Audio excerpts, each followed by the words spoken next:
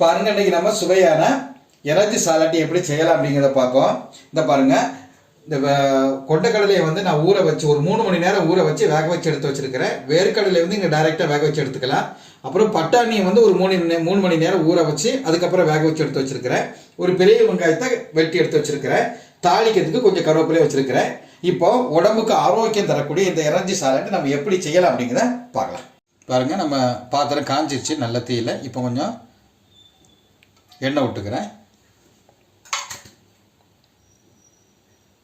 இப்போ எண்ணெய் கொஞ்சம் சூடான உடனே நம்ம வந்து கடுகு அதில் கொஞ்சம் போட்டுக்கலாம். ஒரு கடுகு நல்லா வெடிச்சிச்சு. இப்போ வந்து நம்ம கருவேப்பிலை அதில் போட்டுக்கலாம்.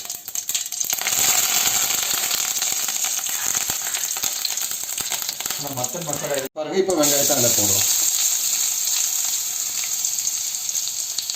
வெங்காயம் கொஞ்சம் அந்த பழுப்பு நிறம் வர்றது மாதிரி கொஞ்சம் வதங்கினாலே போதும். கொஞ்சம் வதக்கிறோம் வெங்காயத்தை. பாருங்க, நான் வந்து கொண்டைக்கடலை, வேர்க்கடலை, பட்டாணி இந்த மூணையும் நான் வேக வைக்கும் போதே கொஞ்சம் உப்பு சேர்த்துட்டேன். ஏன்னா நீங்கள் வந்து வேக வைக்கும்போது உப்பு சேர்க்காம வெங்காயம் வதக்கும் போது வந்து உப்பு சேர்த்துக்கலாம்னா இதில் பிடிக்காது, அதான் உள்ளே ஏறாது. அதனால வேக வைக்கும் போது நீங்கள் உப்பு சேர்த்துக்கோங்க. பாருங்க, வெங்காயம் நல்லா வதங்கிடுச்சு. இப்போ வேக வச்சு நம்ம எடுத்து வச்சிருக்கக்கூடிய கொண்டைக்கடலை, அப்புறம் வந்து வேர்க்கடலை, இந்த பட்டாணி, இந்த மூணையும் நம்ம இப்போ இதில் போடுவோம். இந்த மூணையும் போட்டு நீங்கள் என்ன பண்ணணும்னா கொஞ்சம் வத்தல் பொடி ஒரு ஸ்பூன் போதும். ஜாஸ்தியாக நம்ம போட்டால் காரமாயிடும். இதாங்க 1 ஸ்பூன் வத்தல் பொடி போட்டுக்கோங்க. அதுக்கப்புறம் வந்து மல்லிப்பொடி கொஞ்சம் போட்டுக்கோங்க. மல்லிப்பொடி இப்போ ஜாஸ்தி போட வேண்டாம், கொஞ்சம் போட்டால் போதும்.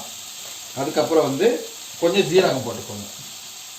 அது வந்து ரொம்ப எப்போவுமே ஜீரகம் வந்து நம்ம ஆகாரத்தில் சேர்க்குறது நல்லது. கொஞ்சம் ஜீரகம் சேர்த்துக்கோங்க. இப்போ இதை வந்து நல்ல ஒருக்கா எல்லா இடத்துலையும் கலந்து விட்டுக்கலாம்.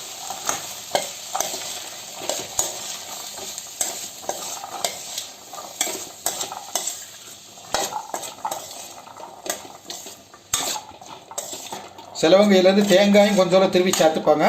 அது ஆப்ஷன் தான், உங்களுக்கு தேவைன்னா நீங்கள் கொஞ்சம் தேங்காய் கூட சேர்த்துக்கலாம். பாருங்கள், இது வந்து ரொம்ப ரொம்ப உடம்புக்கு எனர்ஜி, சுவையான எனர்ஜி சாலட் ரெடி ஆகிடுச்சுங்க. பாருங்கள், இப்போ நம்ம எல்லாத்தையும் வேக வச்சு ஒரு பவுலில் எடுத்து வச்சுருக்கோம். இது நீங்கள் வந்து ஈவினிங் டைமில் வந்து டீ கூட சாப்பிடலாம். ரொம்ப ரொம்ப ஆரோக்கியமானது.